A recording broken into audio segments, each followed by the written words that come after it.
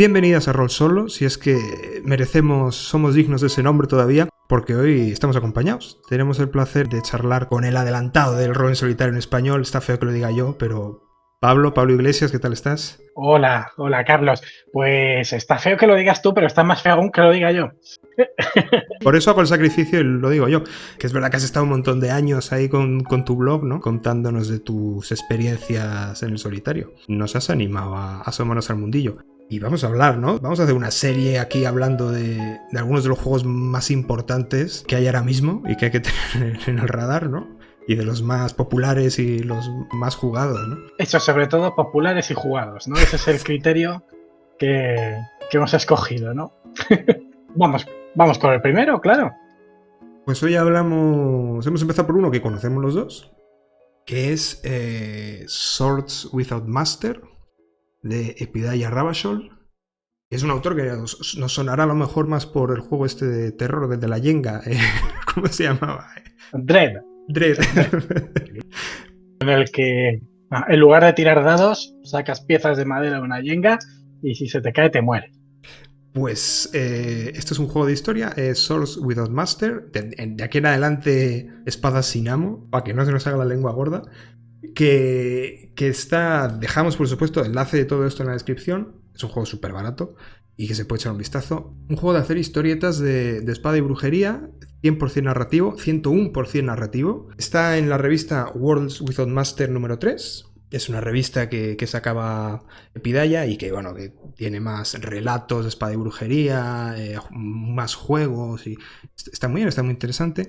Aparte de eso, tiene un suplemento que se llama La ciudad del oro y el fuego. Por si os interesa y no os enteráis bien de lo que explicamos aquí, es un suplemento que a modo de historia te va enseñando cómo jugar y te va guiando por una partida entera. Es gratuito, creo, y también está en su web. Y supongo que hablaremos también de dos suplementos más que sacó el año pasado.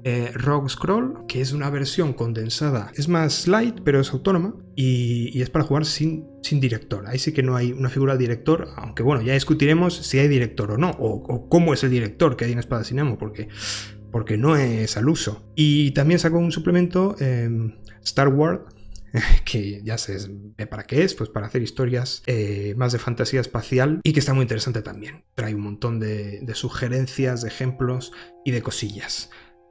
Lo dejamos todo ahí.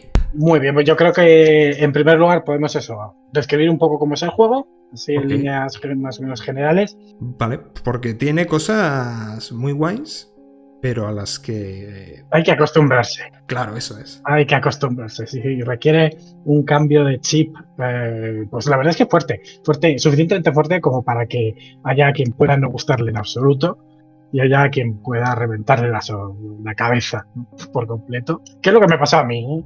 En fin, en muchos bocados, yo tuve que darle muchos bocados para enterarme bien de cuál era el espíritu de todo esto. Pues mira, el Espada sin Amo, ¿vale? Es un juego en el que lo primordial es el estilo y el lenguaje que empleamos, porque a lo que aspiramos como mesa de juego es a generar una historia de aventuras, de espada y brujería. De eso es de lo que va, de lo que tratamos de hacer entre todos en la mesa. Entonces, hay unos jugadores que llevarán personajes, los héroes, y hay otro que es el overplayer, ¿no? Que, bueno, pues tendrá unas atribuciones diferentes, hará cosas diferentes, pero el objetivo es que todo el mundo colabore para hacer pues esa historia de espada y brujería. ¿Y por qué es tan importante el tema del estilo? Porque la espada y la brujería nos la han, dividido en dos polos, ¿no? El polo de lo jovial y el polo de lo melancólico, ¿no? Más o menos cada vez que describimos algo, contamos algo, debe hacerse según uno de esos polos. Jovial tendrá que ver con la luz, con la fuerza, con la exuberancia, con el fuego, con el poder, mientras que la melancolía tendrá que ver con la oscuridad, con el silencio, con lo siniestro, con la noche. Pero yo quería interrumpir un momento para hablar de lo importante que es el lenguaje en este juego. Es que no es un manual seco de instrucciones. Epidaia lo que hace es que imita un poco, Y esto hay gente que no le gusta, pero imita un poco el lenguaje altisonante y pulp de Robert E. Howard, ¿no? Esos dos tonos que gobiernan toda nuestra narración, lo jovial y lo sombrío o lo melancólico, están sacados directamente de la descripción de Conan el Bárbaro, ¿no? En el Fénix en la espada. Allí llegó Conan el Cimerio, pelo negro, ojos sombríos, con la espada, Sí. un ladrón, un asesino, con sus enormes dichas y sus enormes pesares. Y sus enormes pesares, que es... y fijaos el sabor que tiene eso. Claro. Enormes dichas y enormes pesares. Eso es lo que queremos. Y es que los tonos no es simplemente frío o caliente. Es que lo sombrío, o sea, te pongo unos ejemplos, pues el cielo verde grisáceo junto antes de la tormenta, las miradas furtivas de los nuevos amantes, una canción en modo menor, un libro disfrutado a la luz de las velas, ¿no? Lo jovial es lo vibrante, apasionado, llanuras empapadas de sol, el geyser de sangre, ¿no? Que emerge del cuello cercenado de nuestro enemigo. Sí, muy sabroso, ¿no? Entonces, bueno, ¿y esto cómo se usa en juego? Pues la verdad es que es tan sencillo como con lo siguiente. Hay 2 dados en el juego, es lo único que vamos a usar. Un dado negro, un dado blanco. El caso es que sean distintos. Hay uno que está asignado al jovial, a la jovialidad, el otro está asignado a la melancolía. Entonces, cuando dice el juego, se lanzan y el que saque más es el tono en el que tienes que narrar. Ojo, ni jovialidad ni melancolía tienen que ver con éxito o fracaso. Tú puedes fracasar jovialmente y tener éxito melancólicamente, tranquilo. Lo único que importa es que lo que vayas a describir sea en el tono que indica el dado. Aquí para lo que estamos es para ver una historia impresionante, espectacular, con esas imágenes que nos sugiere ya, ¿no? Este tipo de literatura. Para imitar y seguir un poco la estructura de una historia de espada y brujería tenemos las fases, lo que son las fases, que son las partes en las que se divide el juego, no la acción que está pasando en la historia, ¿vale? Una fase no es solamente una escena, puede ser recorrer toda la vida de uno de los personajes o puede recorrer cuestión de minutos. Las fases nos indican qué hacen los jugadores, ¿vale? Esto está muy bien guiado en el manual y te dice qué tienes que hacer y qué tienes que proponer o pedir a los demás. Aquí es donde vemos cómo la dirección es un poco compartida, ¿no? ¿Por cuál empezamos? ¿Cuál es la fase más importante, dirías tú? Yo diría que la fase de descubrimiento, que es en la que se genera la trama de la partida, porque este es un juego un poco plug and play, entonces nos sentamos a jugar, ¿no? El overplayer, el director de juego, como si dijéramos, no se ha tenido que preparar nada. Vale, entonces en la fase de descubrimiento cojo los dados, eso siempre, los tiro para ver el tono en que me toca narrar y es mi oportunidad como jugador para dar forma al mundo, para revelar lo que descubro o lo que ya sabía, para encontrarme cosas exóticas, para hacer la trama, como has dicho tú, ¿no? Por ejemplo, puedo decir, conozco un barco que nos va a llevar a través del mar, pero siempre al final... cuando yo introduzca esta trama, al final siempre hay algo que no sé y tengo que preguntárselo al overplayer, ¿no? Y él puede meter un giro ahí, por ejemplo, ¿cuál es el horrible precio que va a ponernos el capitán por pasarnos, ¿no? Muy bien, y ahí el overplayer se inventará cuál es ese precio. Tal vez sean unas joyas, tal vez sea algo... algún tipo de sacrificio del alma, no lo sabemos. Pero ahí esperamos un giro, ¿no? Luego hay otro tipo de fase, que es la fase de héroe, en la que desarrollamos a los personajes, nos interesamos por sus rasgos, por cómo son y tal, y también por cómo es el mundo que los rodea. Entonces eso se hace en base a lo que el juego llama las demandas. Una demanda es una pregunta que diriges a otro jugador al que le das los dados y mientras le dices, muéstranos cómo tu personaje, lo que sea, por ejemplo, muéstranos cómo tu personaje se cuela en la fortaleza o derrota a los 6 guardias, ¿no? La persona que pregunta está interesada en ver alguna faceta del personaje y es sobre eso, sobre lo que pregunta. Además, también se puede dirigir una demanda al overplayer preguntándole por personajes no jugadores, por lugares, por muéstranos cómo la ciudad se cubre por el alud de arena, porque quieres verlo, ¿no? Durante la partida, por ejemplo. Hemos dicho que es un juego sin preparación, entonces si tú tienes el Rogue Scroll, aquí tienes un montón de tablas, muy buenas por cierto, para generar demandas. Tiras 3 dados y, por ejemplo, muéstranos muéstranos cómo reaccionas cuando tus aliados te adulan con intenciones, con segundas intenciones. Ah, qué guay. Generas aleatoriamente una demanda así. Pero también, como has dicho tú, si quieres preguntar al overplayer, pues mira, muéstranos qué encontramos entre las tumbas y alimañas que huyen. Yo qué sé. Aleatorias, ¿no? De demandas aleatorias. El que hace la pregunta es el que dirige aquí. Efectivamente. La otra persona sí o sí va a tener que responder. Sí o sí sabemos cómo va a acabar, salvo que haya un bloqueo con los dados y sea todo lo contrario. De eso no hemos hablado. Pero claro, la persona que responde se puede inventar todos los detalles que quiera, ¿no? Es su oportunidad para hacer el mundo suyo y presentar esa visión que tiene. Y luego finalmente tenemos la fase de peligro, es en la que se crea un momento emocionante. Entonces el overplayer genera una situación, los gigantes que van a caer sobre los enemigos, sobre los personajes, por ejemplo, y le pasa los dados a un jugador. En ese momento todos los jugadores pueden describir qué es lo que hacen sus personajes, sabiendo que lo que describen no es determinante, no va a terminar el conflicto. Pueden contar cómo aguantan, cómo luchan, cómo pelean, cómo pierden, ¿no? Pero el que puede resolver es únicamente uno, el jugador que tiene en ese momento los dados. Para esto, el libro trae un montón de sugerencias con peligros.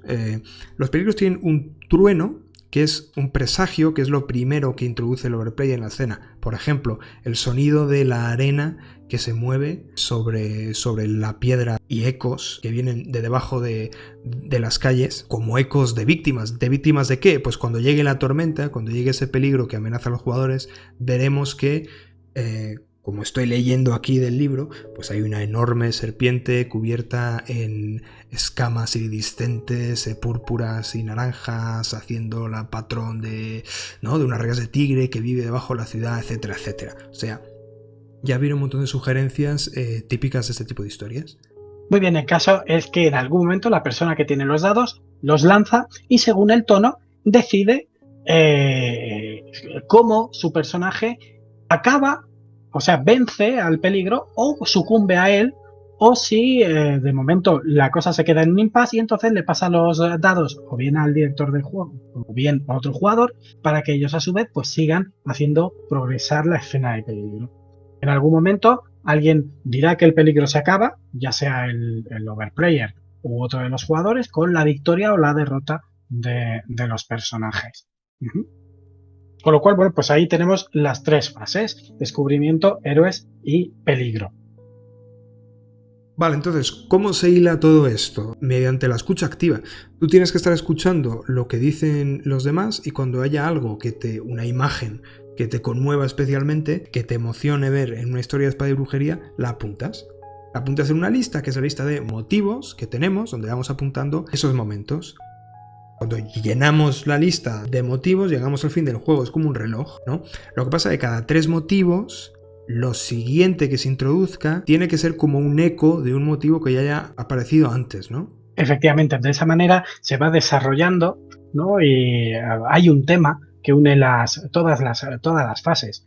Un motivo puede ser un altar de sacrificio, que se desarrolla en un segundo motivo después, puede ser pues los esclavos que iban a ser sacrificados, y un tercer motivo que es la aparición del dios, ¿no? al que iban a ser sacrificados al final de la historia, por ejemplo, ¿no? En el caso de así como muy grande, ¿no? Muy épico. En el momento entonces en que hemos acumulado 9 de estos motivos,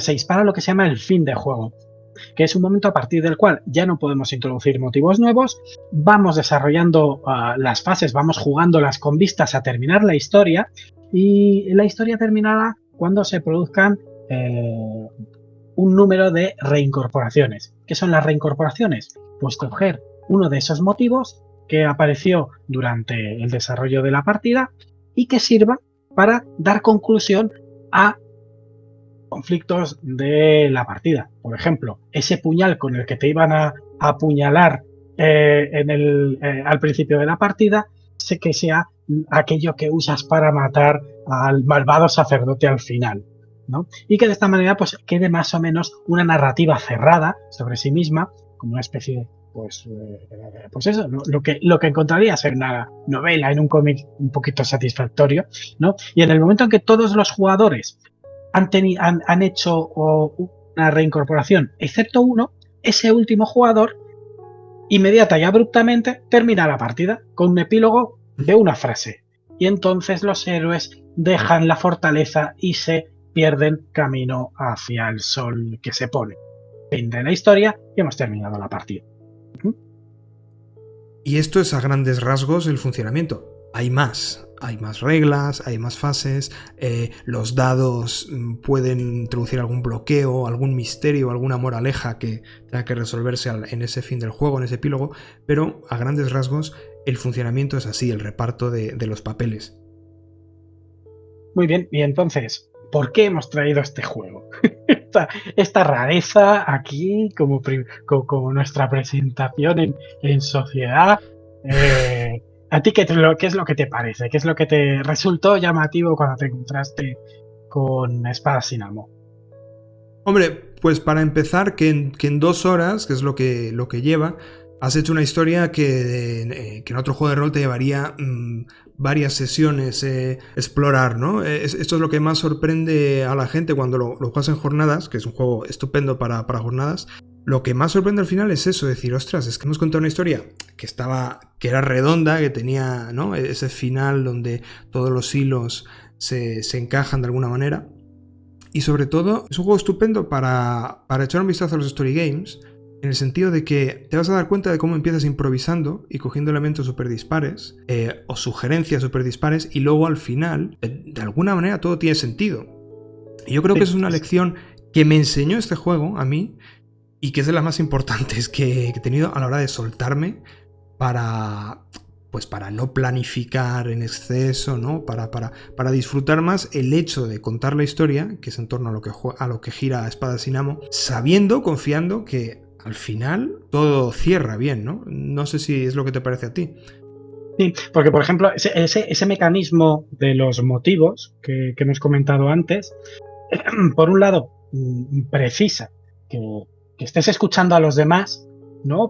Y de alguna manera también es una especie de aplauso, ¿no? Cuando alguien dice algo que te parece atractivo, pues tú a continuación le aplaudes en la cara, le haces saber que te ha gustado y que quieres más de eso. La confianza que genera entre los participantes, sí. O sea, lo bien que funciona en jornadas con gente que no nos conocemos de nada.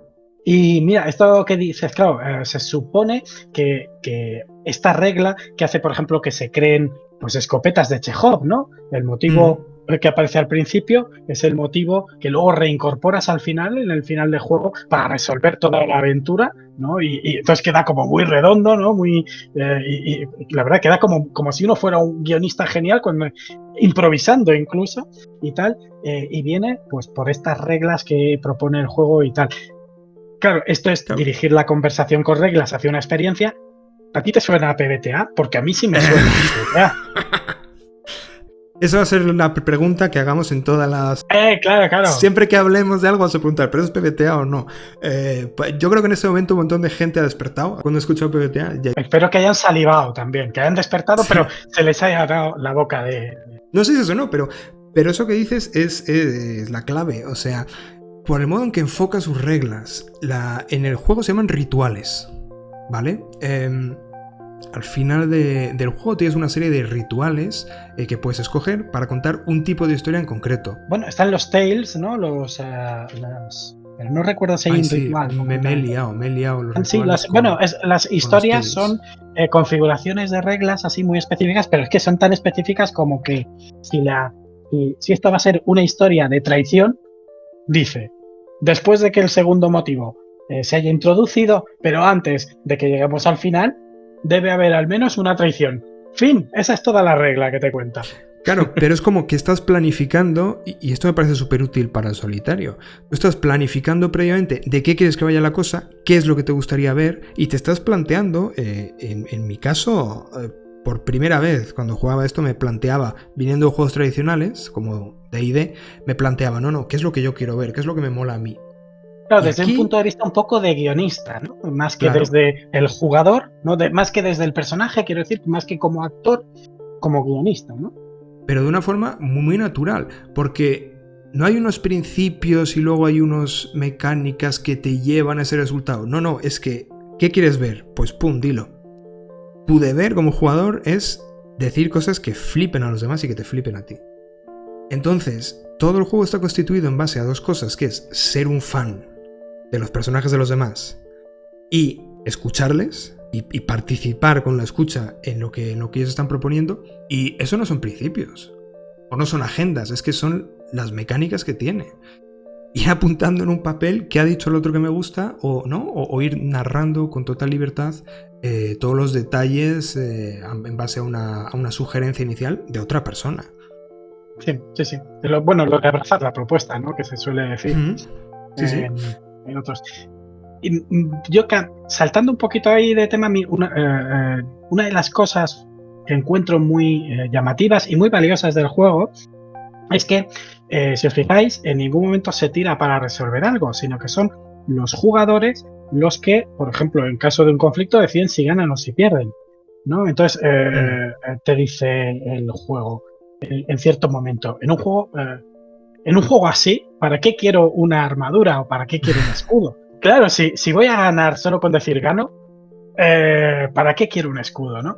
Y entonces lo que te viene a decir es que ese escudo y esa armadura están ahí para demostrar lo peligroso que es el mundo y lo terribles que son tus enemigos. Está ahí para que ese escudo se rompa en 1000 pedazos cuando te caiga encima la columna y justifique que no te has muerto, que no vas con las piernas rotas, ¿no? Para eso es para lo que sirve, ¿no? Para que el titán de piedra caiga sobre ti y las piezas de tu armadura se abollen y se vean lo fuertes que están haciendo los golpes y lo heroico que eres al volverte a levantar, ¿no? Entonces, a mí hay una cosa que me gusta mucho y es que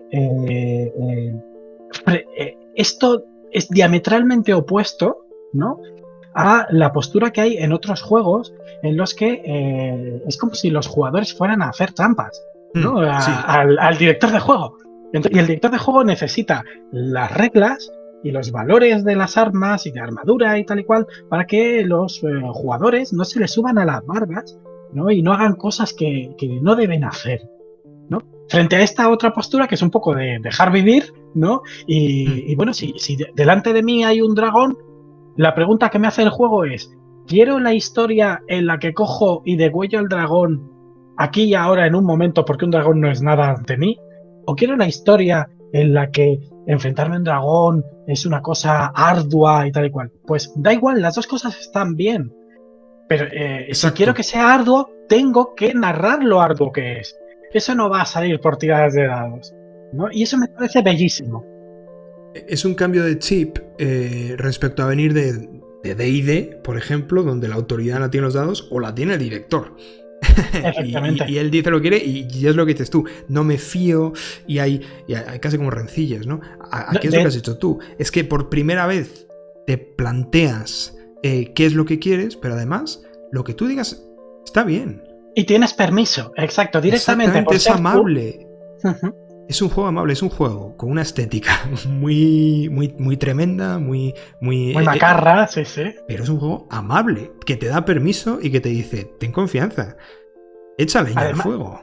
Además, fíjate, a mí no hay muchas cosas que veo en partidas de otra gente, en YouTube o lo que sea, o que he visto que pasan, que me repelen, ¿no? Por ejemplo, cuando un director de juego le dice a un jugador que la idea que está proponiendo es una tontería y que no va a ningún lado y que no tiene sentido. Odio esa expresión. No tiene sentido, como si el otro estuviera diciendo fuera adentro, luz oscura. No está diciendo cosas ilógicas. El jugador está proponiendo cosas que opina con la información que tiene y con los deseos que tiene y cómo va la partida.